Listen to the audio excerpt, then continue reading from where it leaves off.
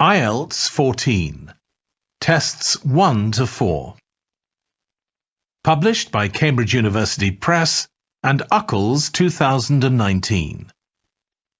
This recording is copyright. Test 1. You will hear a number of different recordings and you will have to answer questions on what you hear. There will be time for you to read the instructions and questions, and you will have a chance to check your work. All the recordings will be played once only. The test is in 4 sections. At the end of the test, you will be given 10 minutes to transfer your answers to an answer sheet. Now turn to Section 1.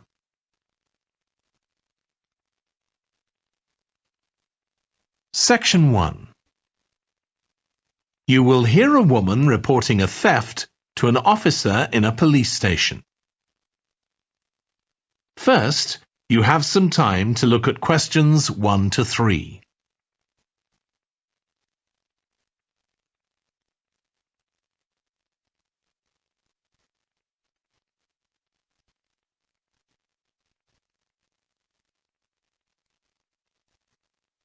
You will see that there is an example that has been done for you. On this occasion only, the conversation relating to this will be played first. Good morning. What can I do for you? I want to report a theft. I had some things stolen out of my bag yesterday. I'm sorry to hear that. Right, so I'll need to take a few details. Can I start with your name? Louise Taylor. The woman's name is Louise Taylor. So Taylor has been written in the space. Now we shall begin. You should answer the questions as you listen because you will not hear the recording a second time. Listen carefully and answer questions 1 to 3. Good morning. What can I do for you? I want to report a theft. I had some things stolen out of my bag yesterday. I'm sorry to hear that. Right, so I'll need to take a few details. Can I start with your name? Louise Taylor. Okay, thank you. And are you resident in the UK? No, I'm actually Canadian, though my mother was British. And your date of birth? December 14th, 1977. So you're just visiting this country? That's right. I come over most summers on business. I'm an interior designer, and I come over to buy old furniture, antiques, you know? There are some really lovely things around here, but you need to get out to the small towns. I've had a really good trip this year, until this happened. Okay. So you've been here quite a while? Yes, I'm here for 2 months. I go back next week. So, may I ask where you're staying now? Well, at present, I've got a place at Park Apartments. That's on King Street. I was staying at the Riverside Apartments on the same street, but the apartment there was only available for 6 weeks, so I had to find another one. Okay. And the apartment number? 15. Right. Before you hear the rest of the conversation, you have some time to look at questions 4 to 10.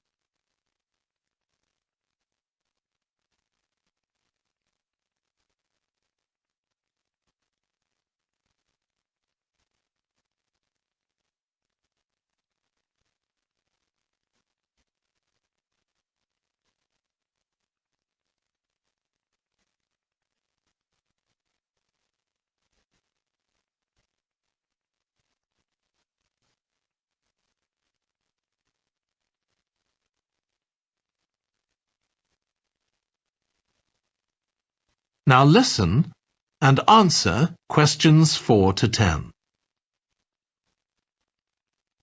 Now, I need to take some details of the theft. So, you said you had some things stolen out of your bag? That's right. And were you actually carrying the bag when the theft took place? Yes. I really can't understand it. I had my backpack on, and I went into a supermarket to buy a few things, and when I opened it up, my wallet wasn't there. And what did your wallet have in it? Well, fortunately, I don't keep my credit cards in that wallet. I keep them with my passport in an inside compartment in my backpack, but there was quite a bit of cash there, about £250 sterling, I should think. I withdrew £300 from my account yesterday, but I did a bit of shopping, so I must have already spent about £50 of that. Okay. At first I thought, I must have left the wallet back in the apartment. But then I realized my phone had gone as well.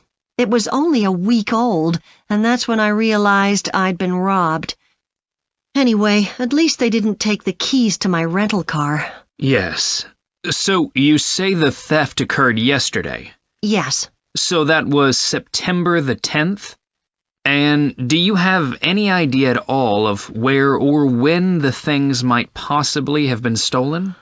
Well, at first I couldn't believe it because the bag had been on my back ever since I left the apartment after lunch. It's just a small backpack, but I generally use it when I'm traveling because it seems safer than a handbag. Anyway, I met up with a friend, and we spent a couple of hours in the museum. But I do remember that as we were leaving there, at about 4 o'clock, a group of young boys ran up to us, and they were really crowding round us, and they were asking us what time it was. Then, all of a sudden, they ran off. Can you remember anything about them? The one who did most of the talking was wearing a T-shirt with a picture of something. Let's see. A tiger. Right. Any idea of how old he might have been? Around 12 years old? And can you remember anything else about his appearance? Not much. He was quite thin. Color of hair? I do remember that. He was blonde. All the others were dark-haired. And any details of the others? Not really. They came and went so quickly. Right. So, what I'm going to do now is give you a crime reference number so you can contact your insurance company. So, this is 10 digits. 87954 82361. Thank you. So, should I contact you? That is the end of section 1. You now have half a minute to check your answers.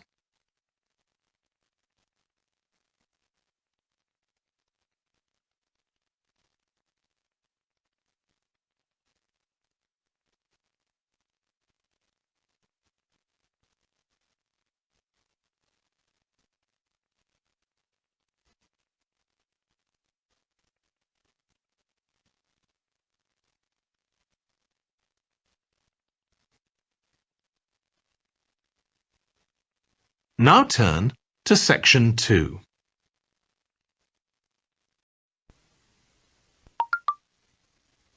Section 2.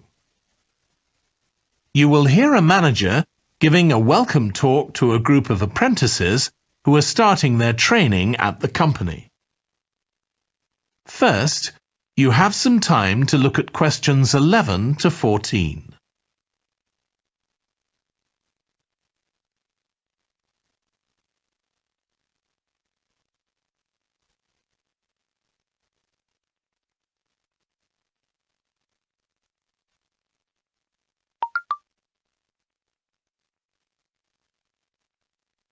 Now listen carefully and answer questions 11 to 14.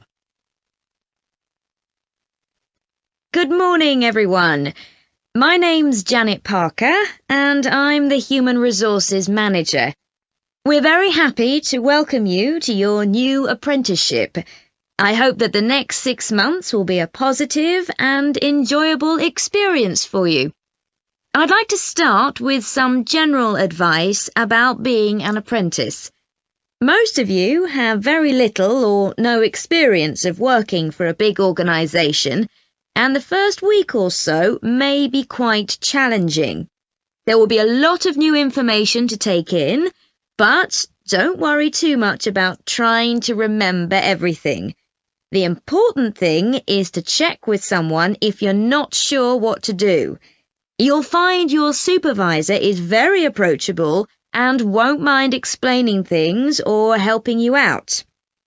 You're here to learn, so make the most of that opportunity.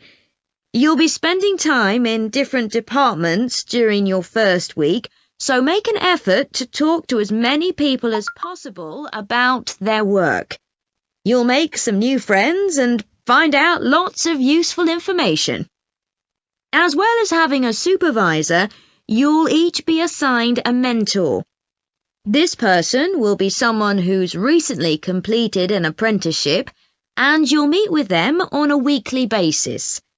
Their role is to provide help and support throughout your apprenticeship. Of course, this doesn't mean they'll actually do any of your work for you. Instead, they'll be asking you about what goals you've achieved so far, as well as helping you to identify any areas for improvement. You can also discuss your more long-term ambitions with them as well. Before you hear the rest of the talk, you have some time to look at questions 15 to 20.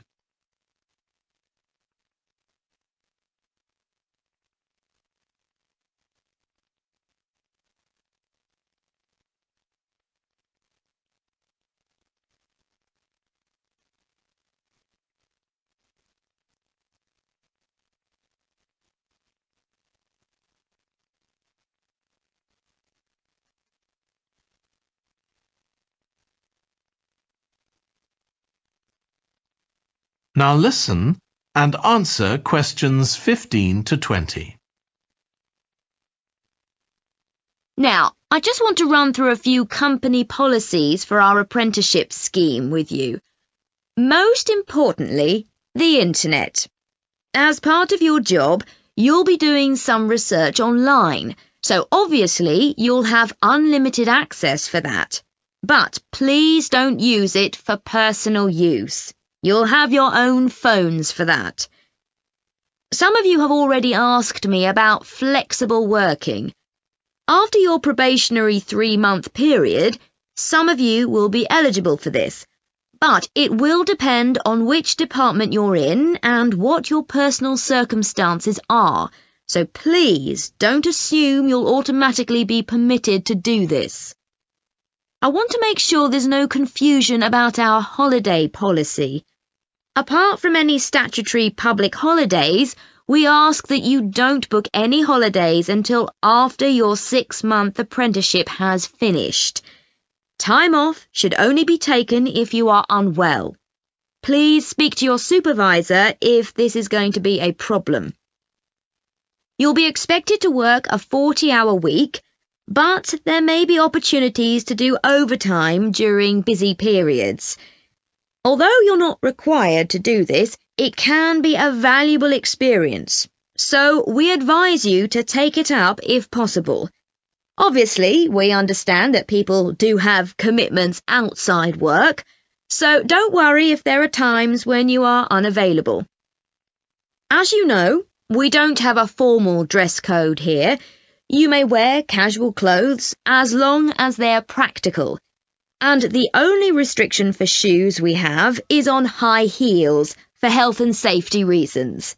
Comfortable shoes like trainers are preferable. There's a heavily subsidised canteen on site where you can get hot meals or salads cheaply. Snacks and drinks are also provided, so we've decided to introduce a no-packed lunch policy. This is partly to encourage healthy eating at work, and partly to stop people from eating at their workstation, which is unhygienic. Okay, moving on to... That is the end of section 2. You now have half a minute to check your answers.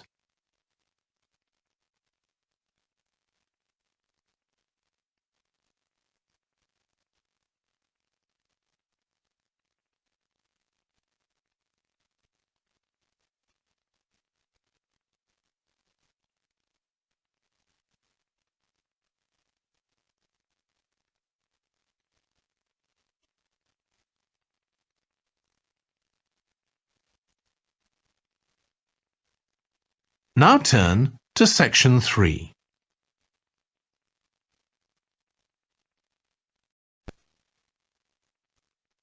Section 3. You will hear two urban planning students, called Carla and Rob, discussing their presentation on cities built by the sea, following instructions from their tutor. First, you have some time to look at questions 21 to 25.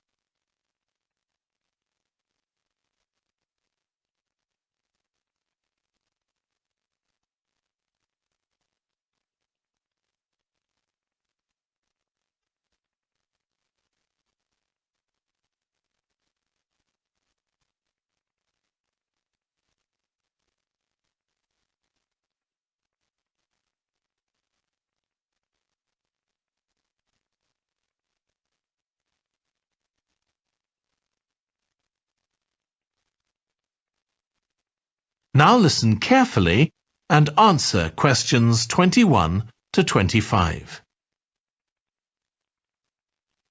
Okay, so what I'd like you to do now is to talk to your partner about your presentations on urban planning. You should have done most of the reading now, so I'd like you to share your ideas and talk about the structure of your presentation and what you need to do next. OK, Rob, I'm glad we chose quite a specific topic, cities built next to the sea. It made it much easier to find relevant information. Yeah, and cities are growing so quickly. I mean, we know that more than half the world's population lives in cities now. Yeah, though that's all cities, not just ones on the coast. But most of the biggest cities are actually built by the sea. I'd not realised that before. Nor me.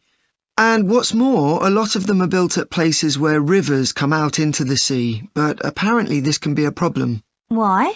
Well, as the city expands, agriculture and industry tend to spread further inland along the rivers, and so agriculture moves even further inland up the river. That's not necessarily a problem, except it means more and more pollutants are discharged into the rivers. So these are brought downstream to the cities? Right. Did you read that article about Miami on the east coast of the USA? No. Well, apparently back in the 1950s, they built channels to drain away the water in case of flooding. Sounds sensible. Yeah, they spent quite a lot of money on them, but what they didn't take into account was global warming. So they built the drainage channels too close to sea level, and now sea levels are rising, they're more or less useless. If there's a lot of rain, the water can't run away. There's nowhere for it to go. The whole design was faulty. So what are the authorities doing about it now? I don't know. I did read that they're aiming to stop disposing of wastewater into the ocean over the next 10 years. But that won't help with flood prevention now, will it? No, really, they just need to find the money for something to replace the drainage channels in order to protect against flooding now. But in the long term, they need to consider the whole ecosystem. Right. Really, though, coastal cities can't deal with their problems on their own, can they?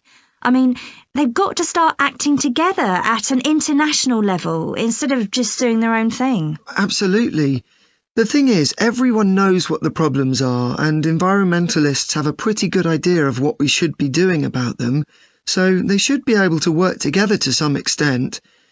But it's going to be a long time before countries come to a decision on what principles they're prepared to abide by. Yeah, if they ever do. Before you hear the rest of the discussion, you have some time to look at questions 26 to 30.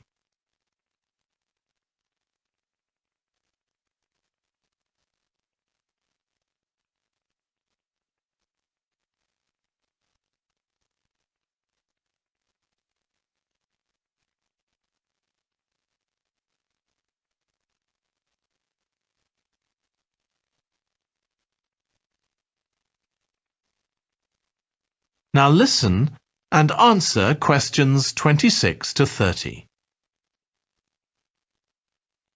So, I think we've probably got enough for our presentation. It's only 15 minutes. OK, so I suppose we'll begin with some general historical background about why coastal cities were established.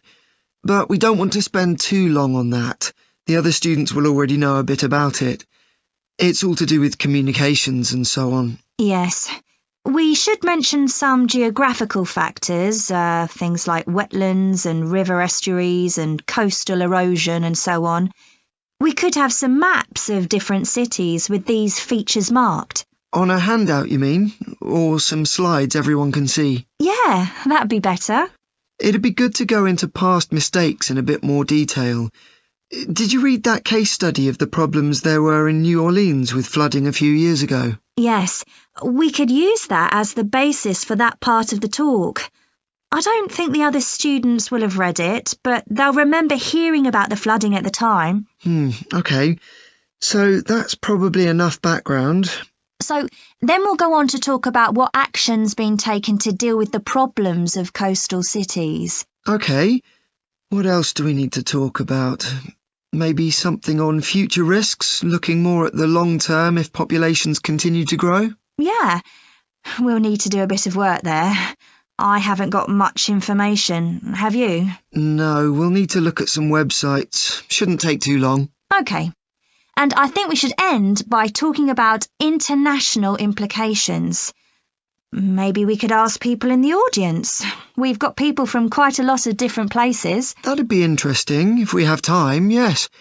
So now, shall we go on?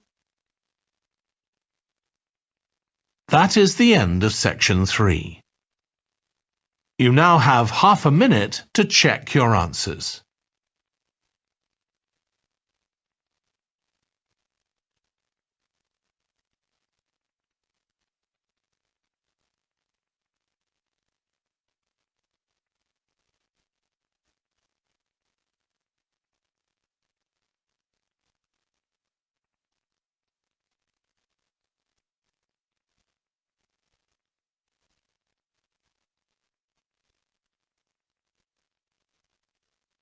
Now turn to section 4.